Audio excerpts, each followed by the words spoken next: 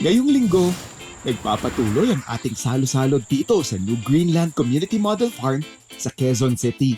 Mula sa kanilang fresh source of farm-to-table ingredients, magluluto tayo mamaya ng ginataang alimasag with malunggay. Piniritong isda na sinamahan natin ng atsarang labanos. Na-inspire lang naman ako dun sa bago nating harvest ng mga labanos. So gagawa tayo ng isang mabilis na atsara.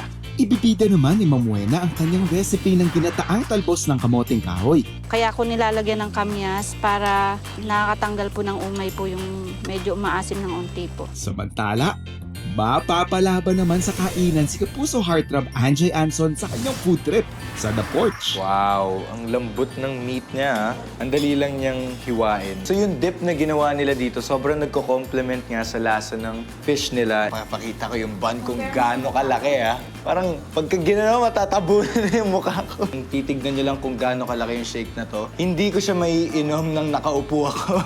Kailangan kong tumayo. So tikman na natin. Samahan na rin natin siyang magkape sa Cafe Lois na may nakakatakam seleksyon ng hot and iced drinks. Yan ang kape.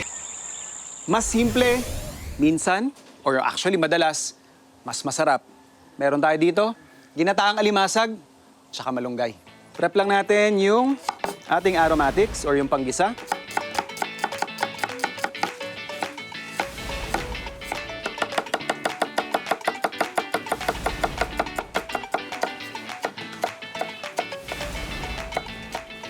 Once na mainit na yung ating pan, lagyan na tayo ng mantika para dun sa ating mga panggisa.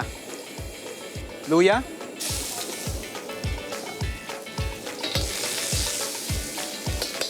Sibuyas.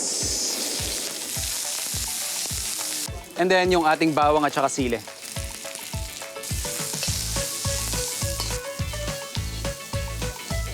And then yung ating alimasag.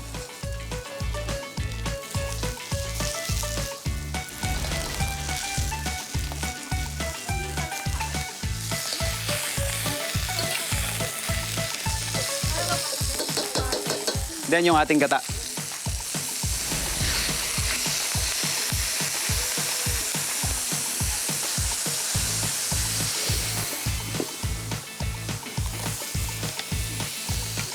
Timplahan lang natin ng ating bagoong alamang.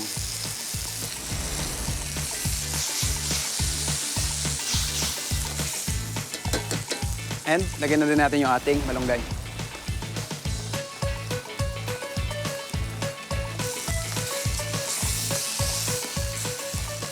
So, ganun kasimple.